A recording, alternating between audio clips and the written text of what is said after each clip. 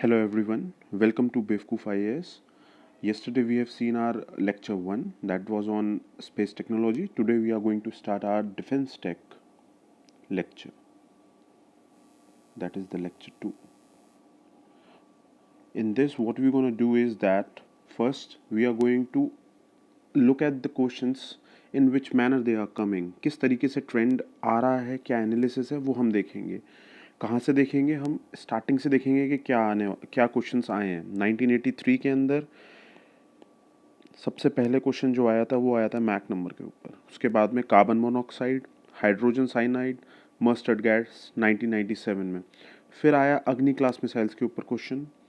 फिर आता है आईएनएस प्रबल, त्रिशूल, सुकोई, पृथ्वी. यहाँ से पृथ्वी का स्टार्ट हुआ. This is the Indian missile system. और ये वाला भी 2001 का इंडियन मिसाइल सिस्टम. त्रिशूल भी आया. This also comes under Indian missile system. Arjun 2005 में ऑपरेशन सीबर्ट आप देख रहे हैं. Saras aircraft, Netra, Phalcon, Arjun main battle tank question आ गया. 2006 में नेम्स के ऊपर क्वेश्चन आया. 2007 में वापस से पृथ्वी रिपीट हुआ. फिर बराक 8, शौर्य. उसके बाद में आपके नेवी के विक्रमादित्य, विक्रांत, विशाल 2009 में एयरक्राफ्ट कैरियर्स के ऊपर क्वेश्चन था. ये भी हम देखेंगे. वापस से देखिए इंडियन मिसाइल सिस्टम के ऊपर क्वेश्चन आया 2014 में. वापस से इंडियन एयरक्राफ्ट कैरियर आईएनएस के ऊपर क्वेश्चन आया. 2017 में ग्रीस लाइटनिंग थर्ड के ऊपर क्वेश्चन आया एयर डिफेंस में. We look into the matter. फिर आया फोर्ब्स के ऊपर. फिर again the question came on Agni missiles IMS से, ब्रह्मोस अदर मिसाइल सिस्टम से, बैलिस्टिक मिसाइल स्पेशली, और सेम बैलिस्टिक मिसाइल ऊपर भी इन्होंने उसी में देख रखा है. और क्रूज मिसाइल्स के ऊपर क्वेश्चन और intercontinental ballistic missile. Now you look into the matter of all this. ये 2022 में जो क्वेश्चन आया लेटेस्ट में, ये सब इधर से ही पूछे गए हैं. 2024 का paper I will discuss with you. उसके अंदर भी आपको ये मिल जाएगा. So without wasting time we head on towards the psyche, the trend analysis, and now the options and the explanation. So we'll start from the we'll do reverse engineering in this. So first we're gonna start it from the page number 52. That is from the 1983 question. So let's head towards page 52. बाकी इन सब चीज़ों से पहले I just want to tell you something is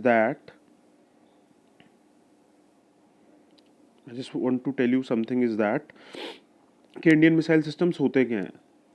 देखिए Indian missile system के अंदर पृथ्वी missile, अग्नि missile, त्रिशूल मिसाइल, नाग मिसाइल और आकाश मिसाइल आती हैं. तो इसके लिए भी मैंने एक निमोनिक बना रखा है, ट्रिक, वो भी मैं आपको बता देता हूँ. Here it is. This is the defense tech, and now the last of it.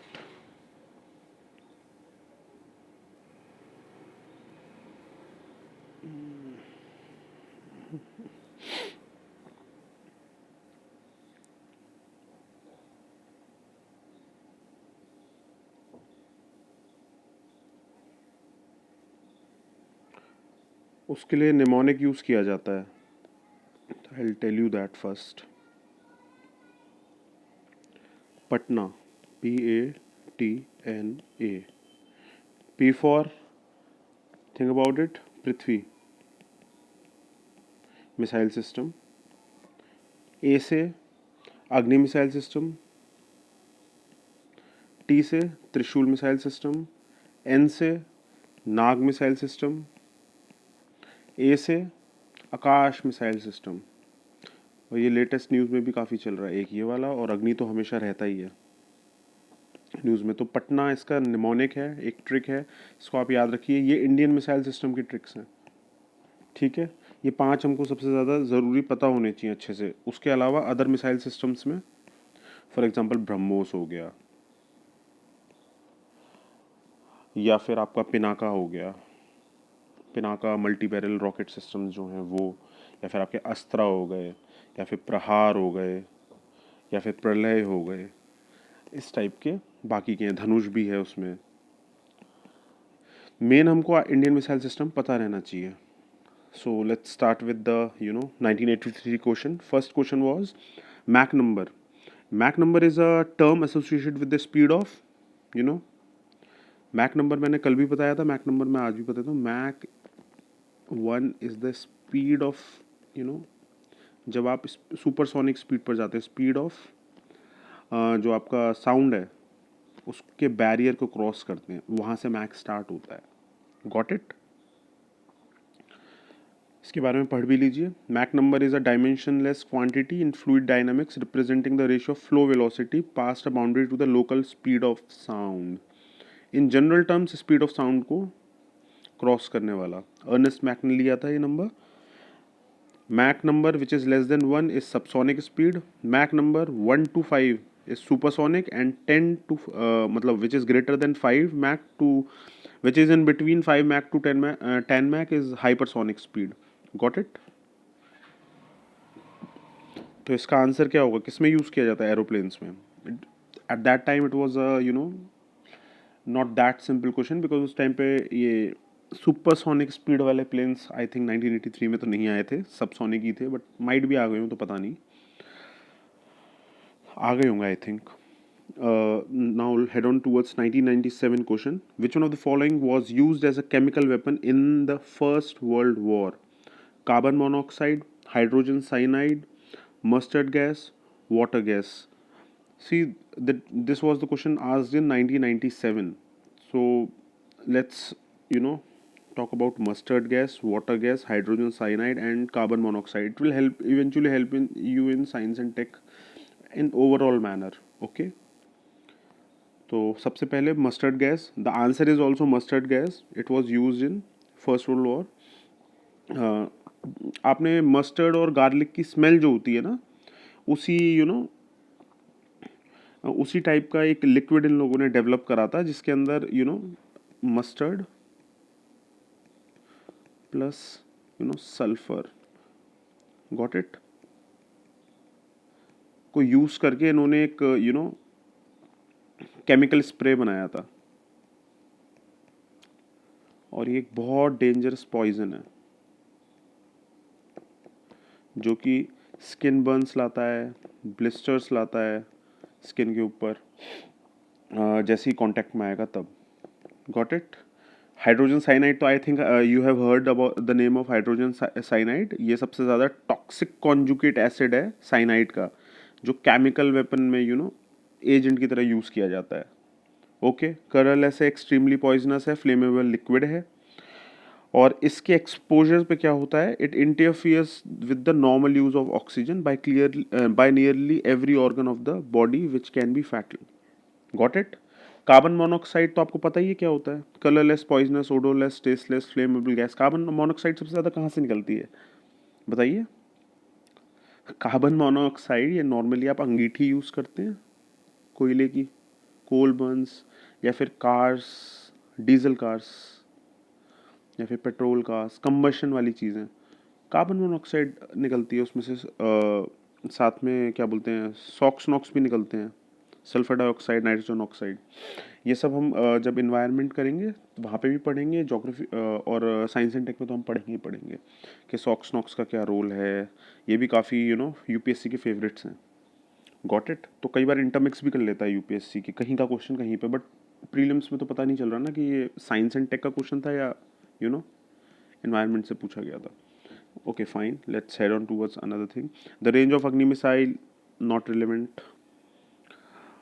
2003 में, with reference to Indian defence which of the following statements is not correct? With the induction of Prithvi the IF is, ओहो, Sukhoi, ये वाला, त्रिशूल, ये वाला। अच्छा देखिए, इसके अंदर ना अप्रोचेस लगती हैं, और वो अप्रोच लेटेस्ट वाली लगेगी 2017 के ऑनवर्ड वाली, फिर 2021 से जो अप्रोच लग रही है वो। क्वेश्चन को सॉल्व करने की। फिर भी हम I think I should try with this. First option is with the induction of Prithvi 2 the IF is the only air force in the world with surface sea only. Psyche है, ओनली दे रहा है, जनरली गलत होता है, हट गया, तो ये तो नहीं होगा। Trishul is a supersonic surface to air missile with ranges, dates, numbers unlikely to get, तो ये भी नहीं होगा। The indigenously built INS Prabal can launch surface to, अच्छा this can launch INS Prabal can launch surface to surface sea surface INS Prabal. INS से क्या पता चल रहा है, इंडियन नेवल सिस्टम है कि नहीं है, इंडियन नेवल शिप है कि नहीं है। तो जब नेवी का शिप है तो water to you know surface या फिर वाटर टू एयर इस तरीके से करेगा ना, या water to water, ocean to water, surface to surface तो नहीं करेगा। सिंपल सिंपल चीज़ें हैं जो हमें देखनी है, तो ये भी नहीं होगा। तो बचा तीसरा, तीसरा भी देख लेते हैं। Sukhoi 30 MKI jet fighters can launch air to surface precision missile. See simple, इसकी ग्रामर सिंपल है, इसकी स्टेटमेंट सिंपल है, हाँ भाई कर सकता है, कैन लॉन्च। तो दिस इज द आंसर। इसमें आंसर गलत दे रखा है, ये सॉल्यूशन बी है इसका। ओके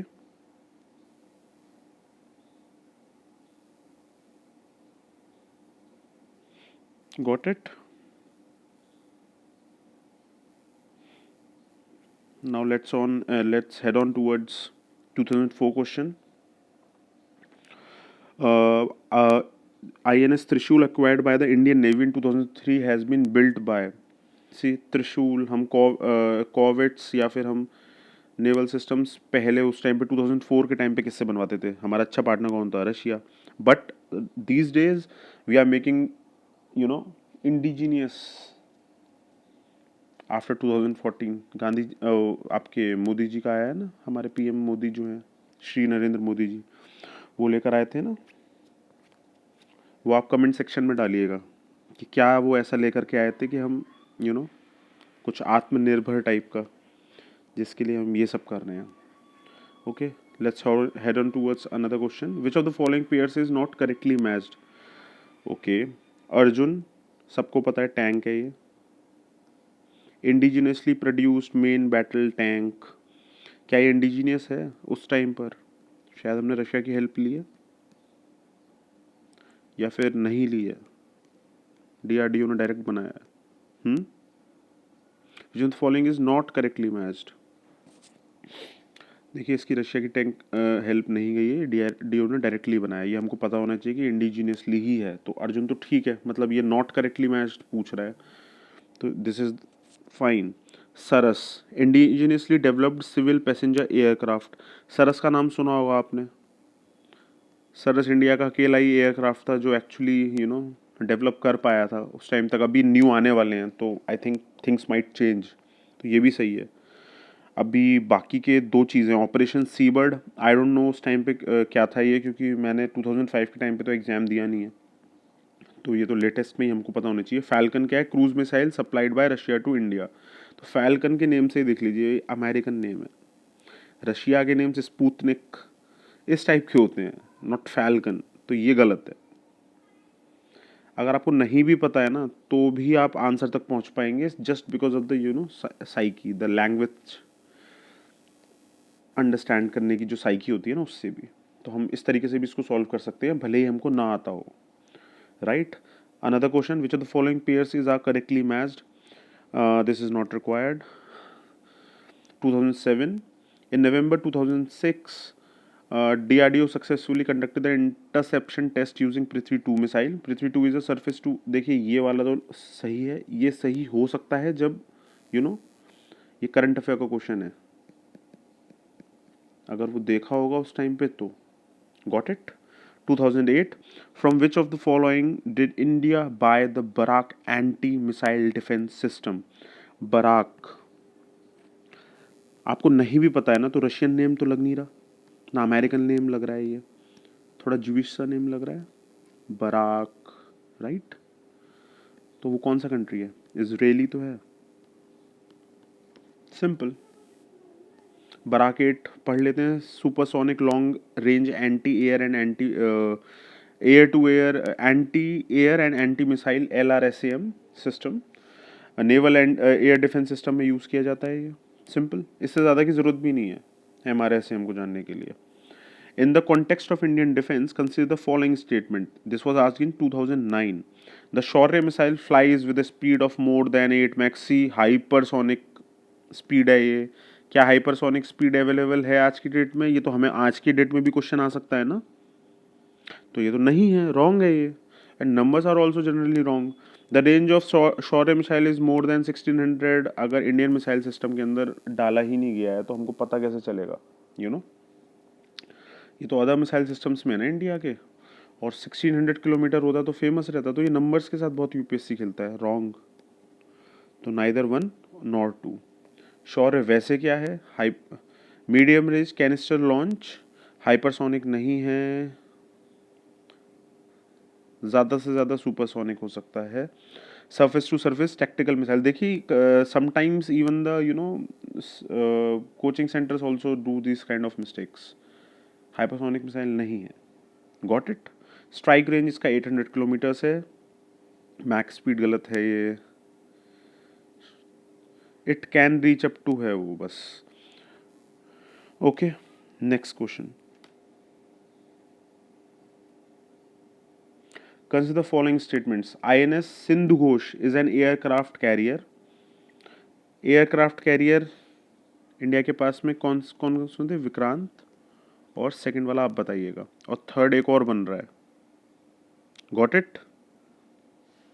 विराट था भाई, अभी नहीं चल रहा बट वो। INS विक्रमादित्य देख लीजिए, ये रहा, गॉट इट। और ये रहा विक्रांत, गॉट इट। INS विशाल भी रहा है, रहा क्या है, अभी तो ये बनाया जा रहा है, second indigenous aircraft carrier, got it. अब सी INS Virat is a submarine, वो आ गया। तो हमको पता होना चाहिए कौन कौन से एयरक्राफ्ट कैरियर रहे हैं और कौन कौन से नहीं रहे हैं, ठीक है। INS विराट क्या है, क्या था, US नेवी से हमने HNMS हर्मिस से लिया था इसको, गॉट इट। INS विक्रमादित्य क्या है, STOBAR system, largest in India, it is the only active aircraft carrier. अभी ओनली एक्टिव नहीं, 2 आ चुके हैं, विक्रांत भी आ चुका है, सॉरी विक्रांत तो आई थिंक वो हो गया है, रिटायर हो गया था। It was commissioned as the first aircraft carrier of the Indian Navy. It was recently decommissioned. It is capable of accommodating MiG-29K fighter jets and helicopters. INS Vikrant IAC-1. It operates a ski jump short takeoff arrested recovery STOBAR जिसको बोलते हैं, launch systems for launching aircraft. India's first indigenous aircraft. ये आया है, ये retire किया है और वापस ये आया है, इसलिए आई वाज सेइंग कि आ गया है। INS Vishal. It will be India's second indigenous aircraft carrier to be built in India after INS Vikrant IAC-1. Got it? Sindhu class submarines होती हैं, गॉट इट। ये सिंधु घोष, इन्होंने इंटरचेंज करा है, कई बार यूपीएससी इंटरचेंज करता है एयरक्राफ्ट कैरियर को सबमरीन से, सबमरीन को एयरक्राफ्ट कैरियर से, ये फंसाने के लिए। तो इसका भी हमको ध्यान रखना है, ये पहले से भी कर रहा है, 2009 में क्वेश्चन है, ये अभी भी हो रहा है। हम रिसेंट के जब क्वेश्चंस करेंगे ना सॉल्व, तब वी कैन सी इट। चलिए अब 2014 से आ जाइए, जो इंपॉर्टेंट हैं थोड़े से क्वेश्चंस देखने के लिए, और बैकग्राउंड में हमने सीख ही लिया है करना क्या है। With reference to Agni 4 missile, which of the following statements is are correct? It is surface to service missile, is Agni 4 surface to surface? It is fueled by liquid propellant only. See, fueled by liquid propellant only. देखिए only वाली कोई चीज़ मुझे तो लगता नहीं है कि UPSC कभी सही काफ़ी कम ही सही करता है। तो it is not just use by liquid propellant only, तो ये तो नहीं है, तो second option is not correct. It can deliver 1 ton nuclear warheads about 7500 kilometre, number नहीं हो सकता। मैंने अभी भी बताया था कि जब भी नंबर्स आते हैं ज़्यादातर गलत होते हैं, ठीक है। तो we are left with the option that is only 1, got it. It is a surface to surface missile. और कोई ऑप्शन है ही नहीं, सेकंड थर्ड हो ही नहीं सकते, तो डी गया, बी गया, सी भी गया, ओनली ए इज़ लेफ्ट।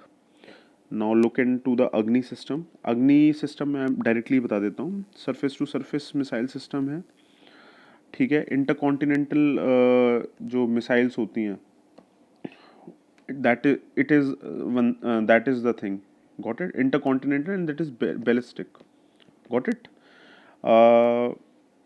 अग्नि 6 के बारे में दे रखा है कि वो सबमरीन से भी लॉन्च हो सकती है। इसकी अग्नि की रेंजेस अलग अलग रहती हैं, इसमें डायरेक्टली नहीं दे रखा सर ने। अग्नि 1 2 3 4 5 6 अलग अलग रेंजेस हैं, सबसे कम 1 की, फिर 2 3 4 5 6 इस तरीके से है। वो आप कमेंट में बताइएगा अगर किसी को पता है तो कितनी रेंज है। Got it. Then there is, the question arises of in 2016, which of the following is best description of INS Astra Dharini that was in the news recently? Read the question.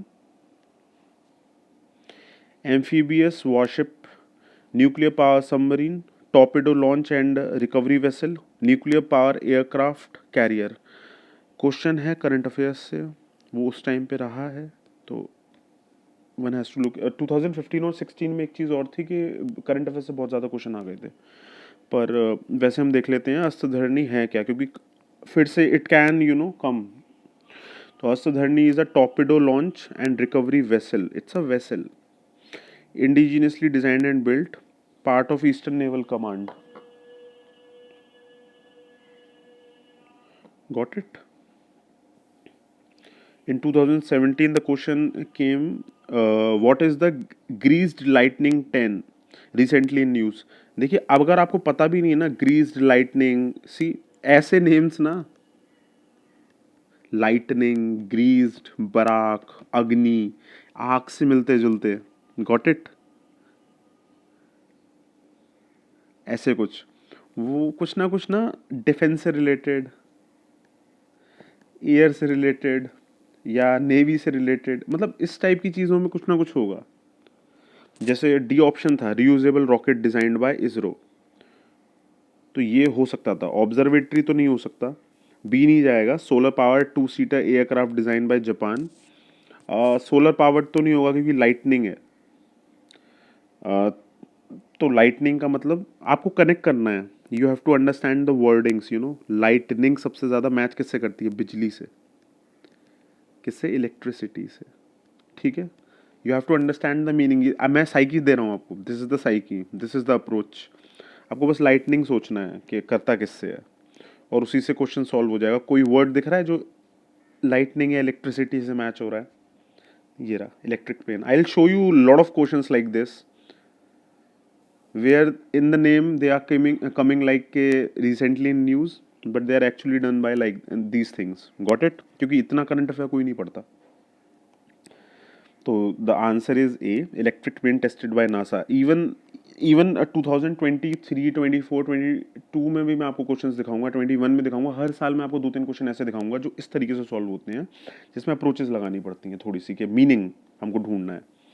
देखिए, what is terminal high altitude area defence third. अब उसने दे ही दिया है area defence क्या है, high altitude क्या है, तो भाई समझ में आ गया ना। और दूसरी चीज़ बराक हो गया या थर्ड, ये नेम्स ना तो रशियन है ना यूएस वाले हैं, ये नेम्स हैं इजरायली। ये हमको समझना पड़ेगा। हाँ, इंडिया के इस टाइप के ही पार्टनर्स हैं, रशिया, यूएस या फिर इजराइल। तो हमको 3 ऑप्शंस में से कोई एक ऑप्शन देखना है। तो अब देखिए, American anti air missile system, ये हो नहीं सकता, अमेरिकन नेम ही नहीं लग रहा। इंडियाज इंडिजीनियस, इंडिया का नेम ही नहीं, इंडिया का होता तो आकाश होता, नाग होता, अग्नि होता, इस टाइप के नेम्स होते। A defence collaboration between Japan and C, Japan South Korea का तो नेम ही नहीं लग रहा थर्ड। Got it? इस टाइप के नेम्स या तो यूएस बनाएगा या इजराइल बनाएगा, और इजराइल तो इस तरीके के शॉर्ट फॉर्म्स बनाता है। Got it? तो इसका इजरायली रडार सिस्टम है। यही मैं सिखाना चाह रहा हूँ कि अप्रोच लगाओ आप थोड़ी सी, आप अब साइकी पकड़ो उसकी। आप समझ लो, आप एक किसान के बच्चे हो, गाँव से आए हो, आपको कुछ नहीं पता, बस आपको इतना पता है कि आपको सेम वर्ड्स ढूंढने हैं। थर्ड लैंग्वेज पे जाना है, लैंग्वेज सोचनी है कि भाई अच्छा इंडिया तो सिर्फ यूएस से लेता है या फिर रशिया से लेता है या फिर ज़्यादा से ज़्यादा इसराइल से ले लेगा, जापान वगैरह से चीज़ें ले एक्वायर कर सकता है बट करता नहीं है, समझे? इस तरीके से you have to inculcate these things, these are the learnings you have to understand. Which of the following, ये इंट्यूटिव नॉलेज है एक तरीके से, which of the following 2022 which of the following statements best reflect the idea behind the fractional orbital bombardment system often talked about in India? A fractional orbital bombardment system, अब सोचिए, orbit में bombard करने वाला कोई system है। Bombard मतलब bomb फट रहा है, बस इतना ही सोचिए, इससे ज़्यादा जानने की ज़रूरत ही नहीं है। तो ऑर्बिट किसकी, अर्थ की होगी, नॉर्मल सी बात है। यानी यहाँ अर्थ पे, अर्थ के बाहर कुछ कोई चीज़ है जो बम्बार्ड करवा रहे हैं हम लोग, गॉट इट, स्पेस में। माइट भी स्पेस डेब्रिस हो तो उसको उड़ाना हो, या फिर कोई सैटेलाइट ख़त्म करना हो किसी दूसरे कंट्री का, या खुद का ही डेड हो रहा हो तो उसको फॉल कराना हो, उसके लिए तो कोई बोम्बार्टमेंट किया जा रहा है स्पेस के अंदर। बस इतना सोचना है आपको, इससे ज़्यादा कुछ नहीं सोचना नेम से, got it. And now will देखते हैं क्या है इसका। ए ऑप्शन हाइपरसोनिक मिसाइल है, launch into space to counter the asteroid approaching the earth and exploded in space. ये फ्रैक्शनल ऑर्बिटल है, गॉट इट। हमने फ्रैक्शनल ऑर्बिटल देखा है, फ्रैक्शन में जा रहा है, मतलब ऑर्बिट कोई ना कोई कम होगी, ज़्यादा ऑर्बिट नहीं होगी ना, हाई एल्टीट्यूड चला जाता। फ्रैक्शनल है तो लो होगा, गॉट इट। ऐसे सोचना है, you have to think like this. A spacecraft lands on an another planet after making several orbital motions. See, ये तो कोई मतलब ही नहीं बन रहा। A missile is put into a stable orbit around the Earth and deorbits over a target on the Earth. It might be possible. या तो यहाँ पर कोई कोई कोई टारगेट आ रहा है अर्थ की तरफ और उसको डीऑर्बिट कर दिया, उसके लिए भी यूज़ किया जाए, ये this can be a possibility. हालांकि आंसर तो हमको दिख रहा है, बट द प्रॉब्लम इस कि मैं आपको समझाने की कोशिश कर रहा हूँ कि अप्रोच क्या लगानी है। फ्रैक्शनल ऑर्बिटल, फ्रैक्शंस में ऑर्बिट पे जा रहा है, यानी लो अर्थ का कुछ ना कुछ सीन है और बम्बार्ड कर रहा है वहाँ पे जाके। इस तरीके से सोचना है, किसी को नहीं पता भाई इसका आंसर क्या है। स्पेस क्राफ्ट या तो कोई बहुत ही ज़्यादा पढ़ के गया, डिफेंस इंथुजियास्ट है, हॉबी है उसकी डिफेंस की चीज़ें पढ़ना, वही कर पाएगा, या फिर हम ऐसे सोच के कर सकते हैं। स्पेस क्राफ्ट देखिए, यहाँ पे भी स्पेस क्राफ्ट आ गया। Move along a comet with the same speed and places a probe on its surface, कुछ भी बम्बार्ड करवा रहे हैं भाई हम, ठीक है।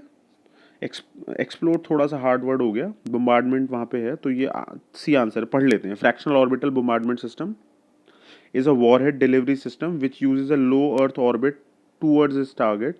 Just before reaching the target, it deorbits through a retrograde engine burn. Got it? Fractional orbital है, फ्रैक्शंस में जा रहा है, ऑर्बिट पे वापस आ रहा है, बस इस तरीके से समझना है हमको। और लो अर्थ है, that I was trying to tell you कि आप नेम्स पढ़िए, उसमें से आप आप इनको समझिए क्या है ये, अपना ही मीनिंग निकालिए उसके अंदर, थोड़ा ट्राई करिए मीनिंग निकालने का, चीज़ें हो जाएंगी। Okay, the last question 2020 for 2020 of 2022। इसके 2023 24 वाले जो क्वेश्चन है ना, 2023 में तो कोई ऐसा क्वेश्चन आया नहीं, 2024 में there is a question. While मैं साइकी से सिखाऊंगा, अप्रोच लगा के सिखाऊंगा। नॉलेज जितनी मुझे देनी थी मैं दे चुका हूँ, इससे ज़्यादा नॉलेज की इसमें ज़रूरत है नहीं। I hope you all are getting it के क्या सीन चल रहा है, गॉट इट।